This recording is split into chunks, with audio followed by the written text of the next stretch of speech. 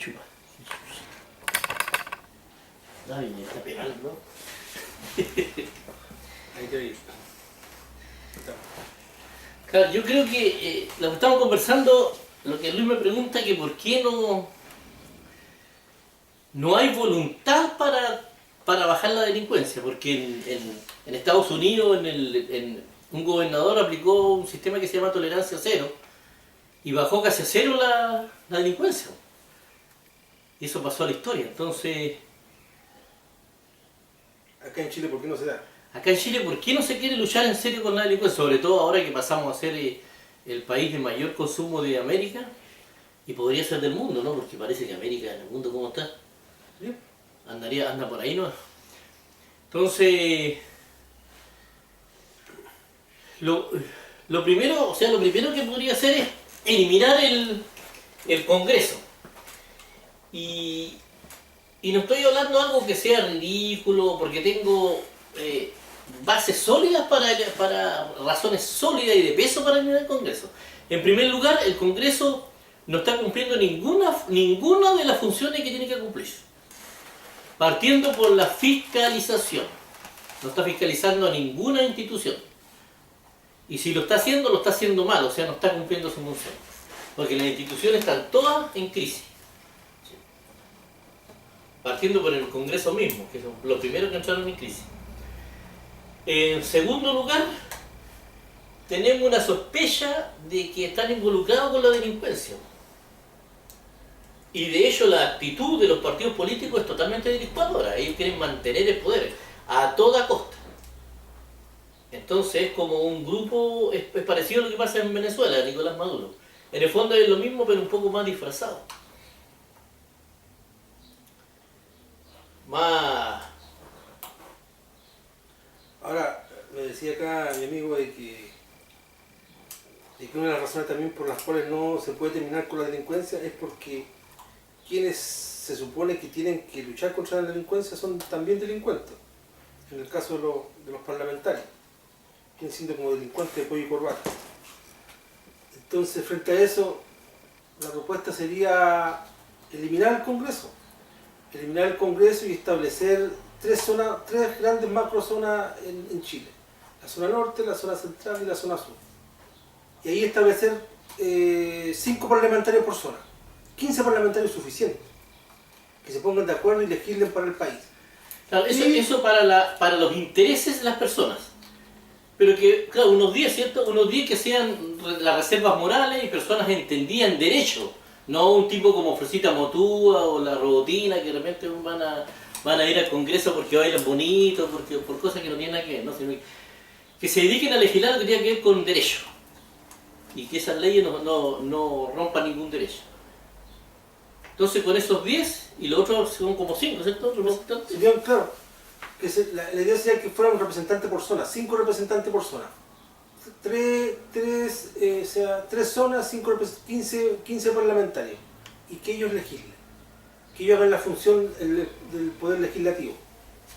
En la cual... y no ganan tanta plata, si ganan mucha plata. Claro, el problema es que los incentivos están mal puestos. ¿Y ustedes saben por qué están mal puestos los incentivos? Porque los que hacen las leyes son los que ponen, los que eligen su sueldo. Entonces, es obvio que... Se van a elegir un buen sueldo. Claro, se van a elegir un buen sueldo. Y van a incentivar que lleguen más buitres. ¿Por qué hago la diferencia con los ministros? Porque el ministro, aparte de que trabaja en serio... y lo otro que quiero decir, que tenemos que lo dicho al principio, las razones por las cuales el Congreso hay que eliminarlo, es, primero, porque no fiscaliza. Dejó de fiscalizar, el Congreso ya no está fiscalizando. Quizás desde cuándo que dejó de fiscalizar. Y si lo he hecho mal. Segundo, están dedicados a pelear entre ellos y a estorbar todo lo que hacen los presidentes. No están cumpliendo con representar al pueblo, no están representando al pueblo. Ellos sirven a un conglomerado políticos. Entonces se ha convertido en una especie de mafias. Como los partidos políticos se unieron, entonces son una verdadera mafia y es imposible hecho nada. Entonces, eso es muy parecido a lo que pasa en Venezuela con la diferencia que son más eficientes. ¿Ah? ¿Compraste cilantro? No. Con la diferencia que tienen más eficiencia. Nicolás Maduro tiene el problema que tiene porque aparte de ser un dictador, es un gallo que es totalmente ineficiente, o sea, un gallo que no sabe ni para dónde a la amiga, no sabe nada de nada. Creo que me atrevo a decir que de repente ni siquiera sabe escribir muy bien. Porque es un chofer de micro, nada más que eso. Entonces, pero acá hay gente eficiente, pero que son delincuentes. Son delincuentes porque transgreden la ley, porque le borran, o sea, se puede decir, tuercen el espíritu de la ley. Y burlan la democracia para que... Entonces, por eso que yo creo que sería mucho más práctico ese sistema. Y lo otro que nos están representando a la gente. Nosotros votamos para qué, ¿por qué no representan a nadie?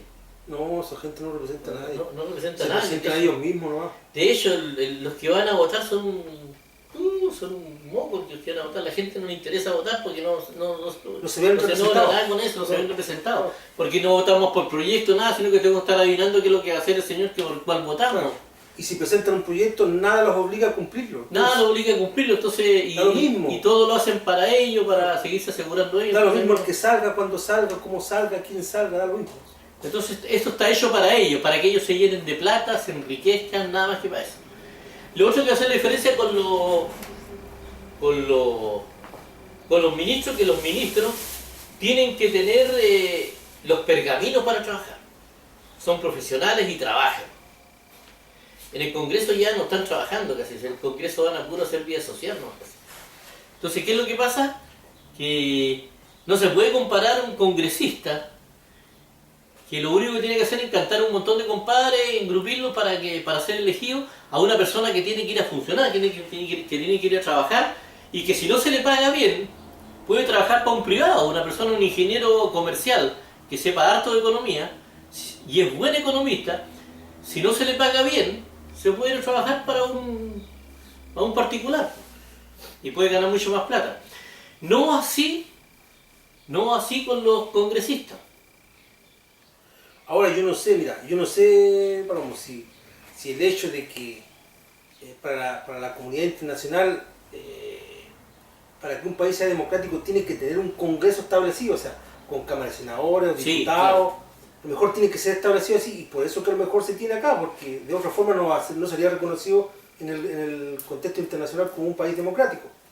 Ah, sí. Entonces a lo mejor ese es el punto también. Pues. Claro, puede ser.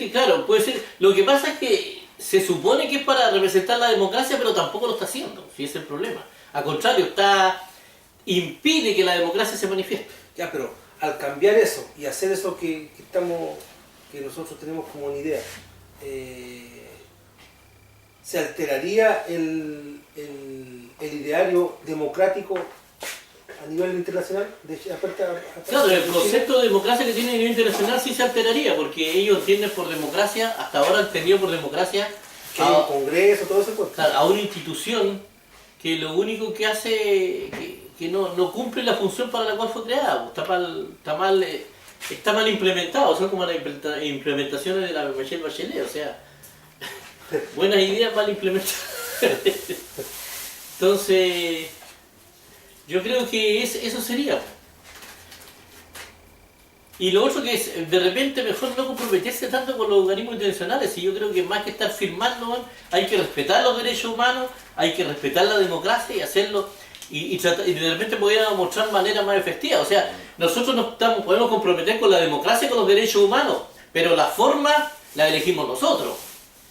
No nos van a decir ellos cómo tenemos que hacer la democracia, porque eso tampoco me parece mucho. Es que a lo mejor es así como funciona la cuestión. Pero hasta ahora no funcionaba. Acá en Chile eso ha impedido que la democracia se manifieste. No importa, pero para el contexto internacional Chile es democrático. Sí, o sea, la pinta democrática. Claro. De hecho, Chile a nivel internacional, lo único que es cierto a nivel internacional es que Chile se maneja bien desde el punto de vista económico. Chile ha sido eficiente en lo económico. Pero lo demás es mucho cuento. Lo demás, y ahora se está notando que es puro cuento, porque desde el punto de vista del poder legislativo y la presidencia ha sido un verdadero desastre. Pero ahora, ¿cómo llegar a eso?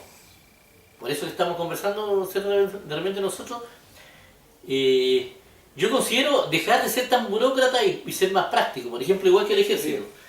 Eliminar a todo ese ejército que se llevan miles y miles de millones y millones y millones de pesos y sin control, que eso lo dijo la radio Romina, porque los medios de comunicación no hablan de eso, hablan de lo que dijo el senador de que la birija es deporte nacional o los problemas que tiene la Luli. Esos son los temas que tienen.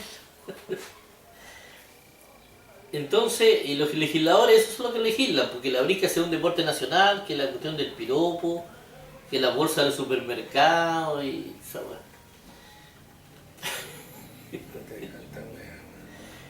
Entonces, tener como lo hacen algunos países en Europa, por ejemplo, que son buenas ideas. Ellos hacen, todos los ciudadanos hacen una instrucción. Y durante cierto periodo de su edad, ellos son reservistas. Pero están instruidos en caso de guerra, todos tienen su uniforme, su cargo, y se preparan y van. En caso de que haya guerra. Entonces, no tienen gente en el ejército, en la institución que estar sosteniendo, nada. Ellos trabajan como todas las personas produciendo. Entonces, eso sería un tremendo avance. La parte económica, imagínate, se haría miles y miles de millones.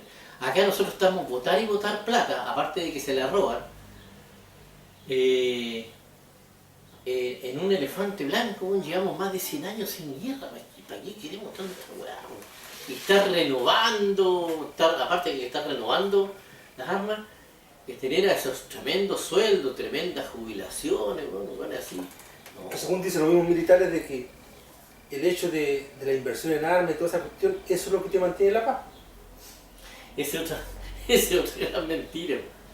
El ejército de emanación, sí, es verdad. De hecho, Costa Rica, por ejemplo, Costa Rica no ha tenido ningún conflicto y eliminó el ejército. Podemos estar instruidos para ir a una guerra todos los ciudadanos y tener algo un poco más práctico, quizás no tanto extremo como Costa Rica, pero no apostar tanto a la guerra. Lo que pasa es que Chile tiene 3 vecinos que son beligerantes. Todos los países tienen complicaciones, Luis, mira, hay los compadres, los gringos y los rusos, lo que quieren ellos es vender sus armas. Entonces, por eso que inventan esos códigos tan ridículos como que la fuerza tiene que ser pareja. Claro, para que las guerras sean más largas.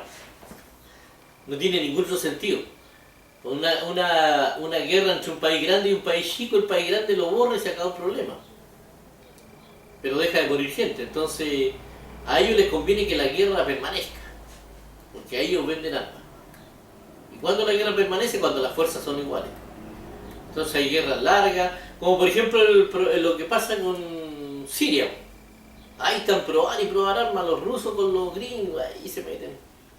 ¿Cuánto duró esa guerra? Y guerras que las tapan, como que no hay una guerra mundial, pero sí estamos en guerra en el mundo. Lo que pasa es que eso no es noticia. Casi muy a lo lejos sale así. Pero ahí es un verdadero infierno, vienen todos los edificios destruidos. Hoy, y ahora yendo un poco al tema de los musulmanes, cambiando abruptamente el tema, comentar la otra vez de que el Corán en ningún caso te habla de superioridad del hombre sobre la mujer. Dice que esa hueá se ha ido desvirtuando y degenerando en el tiempo por los mismos escribas y traductores del Corán.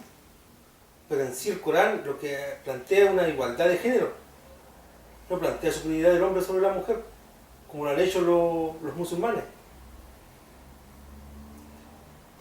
Hay incluso escritos, si tú vas al Corán, el verdadero Corán, en ninguna parte te habla de eso. De que el hombre sea superior a la mujer y que no, eso es falso. Es que, ¿cómo uno puede decir que una persona o un grupo social puede ser superior a otro cuando para evaluar habría que evaluar miles y miles de cosas? ¿Cómo voy a concluir eso? No, si esas son grandes pelotudeces. La superioridad no tiene ni siquiera que ver con la autoridad, no tiene que ver ni siquiera con el intelecto solamente, sino que tiene que ver con un montón de cosas. esa cuestión de superioridad, weón. Ahora el hecho de que, por ejemplo, existan cosas para hombres y para mujeres, ¿qué opináis tú de eso? De que a los niños se les instruya que los niños tienen que jugar con cierto tipo de juguete y las niñas con otro tipo de juguete. Que para los niños cierto tipo de ropa y cierto tipo de colores y para las niñas cierto tipo de ropa y cierto tipo de colores. Es que claro, esa es la basura que venden las culturas. Lo que pasa es que las culturas, por eso que acá hay un problema también más de fondo, más de fondo. ¿Hasta qué punto uno tiene que respetar a las culturas cuando las culturas no respetan a nadie? Por ejemplo, en la India, ¿tú supiste esa niña que se asiló en, Sí, en embajada, en Canadá? En Australia. En Australia. Australia le ofreció el amparo. Claro, ¿por qué? Se Porque... había cortado el pelo y le prohibieron que se cortara el pelo. Y el papá le escogió una pareja, un esposo. Claro, y le escogió una pareja y está permitido que el papá la mate porque tiene pena de muerte. ¿Eh? La niña que no se casa con...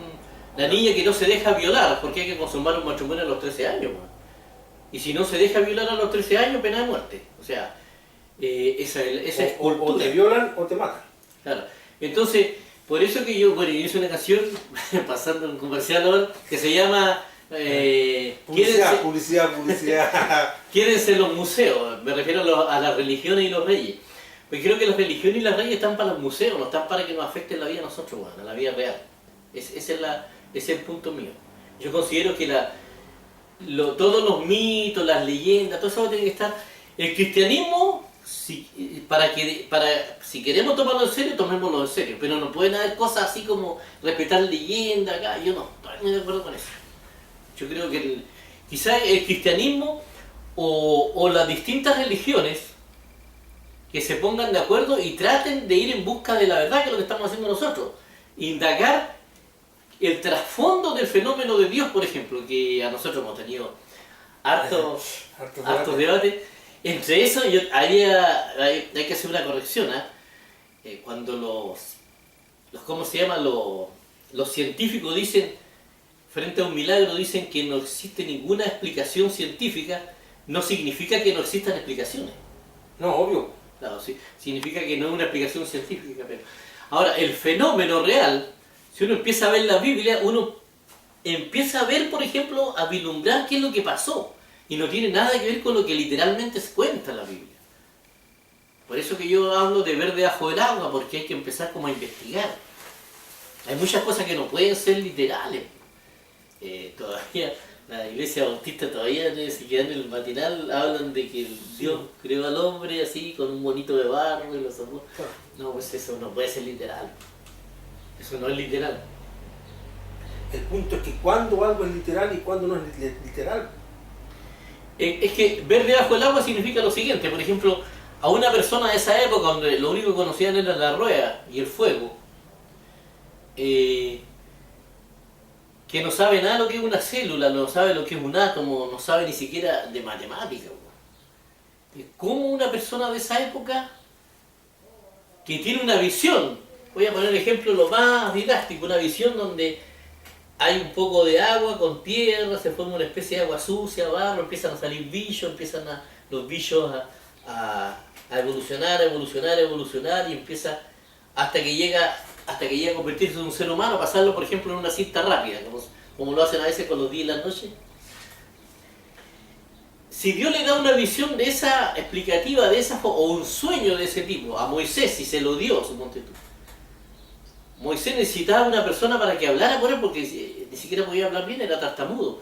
Entonces, a lo que voy yo, ¿cómo lo va a escribir una persona de esa época? ¿Cómo va a explicar eso? Dice que el hombre viene del barro, yo me compro eso, que puede venir del barro, pero que sea literal eso, que lo sigue enseñando en la religión de manera literal, como si los niños de ahora fueran estúpidos, cuando los niños cuando ellos van, los cabros de ahora vienen de vuelta. Entonces ese chiste como que no. Entonces vamos a lo real. Entonces lo más probable es que ellos no hayan podido explicar algo que era imposible para ellos explicarlo con las herramientas que tenían. Y muchas cosas, por ejemplo, cuando hay profetas que hablan de que vieron caballos con ruedas, yo creo que vieron un camión. No, caballos con ruedas, creo que es una moto, compadre, en un caballo con ruedas. ¿Sí? Claro, son motos en usted. Entonces, ellos no pueden definir cosas que no conocen, ni por visiones ni por sueños, porque son menos cosas del futuro.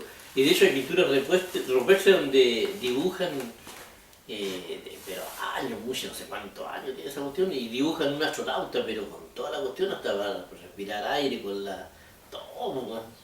Sí. O sea, de que el hombre sabe el futuro desde mucho tiempo, sí, el hombre sabe el futuro. Esa hueá había que preguntarle al profesor Massa, güey. Claro, ¿por ¿Cómo qué le explica eso? ¿Cómo explica que el hombre haya sabido cosas del futuro Claro. a través de la historia? Claro. Es que eso es... Entonces hay un montón de cosas que no tienen ninguna explicación. Porque el profesor Massa es como bien crítico respecto a esa cuestión. De los viajes del tiempo, de los ovnis, de dibujos. Hay que decirle que a lo mejor Dios lo castigó, por eso que le escondió el agua que había en Marte.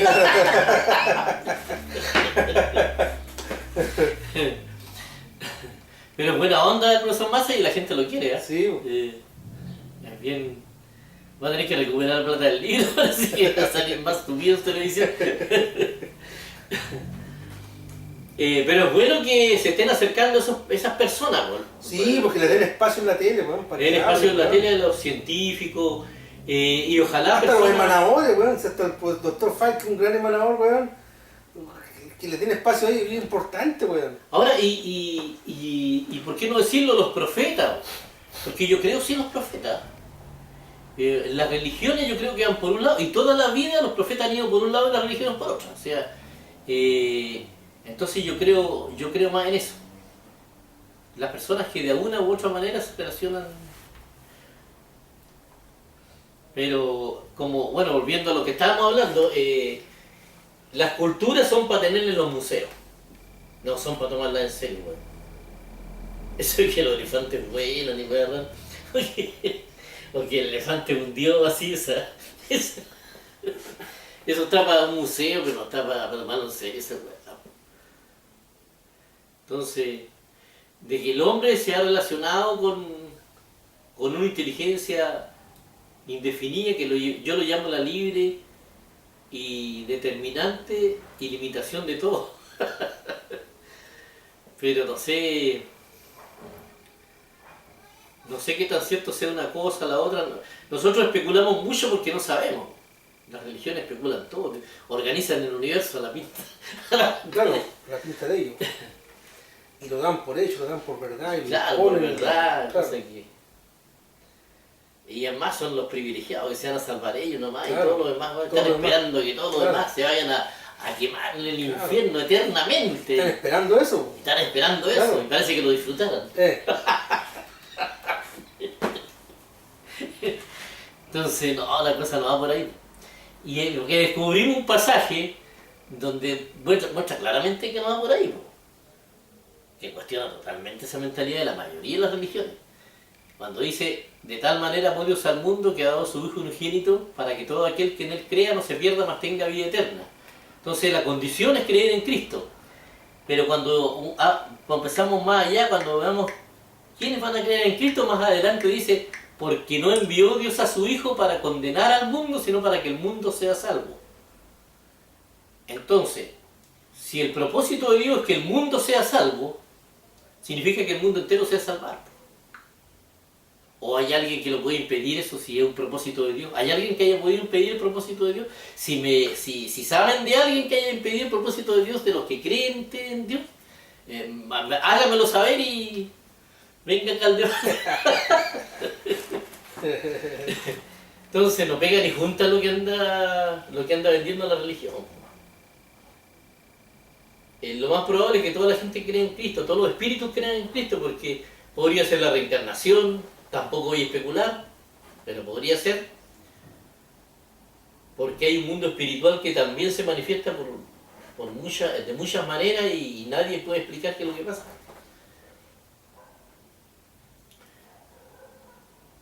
Detrás de la verdad. Detrás de la verdad. Bueno,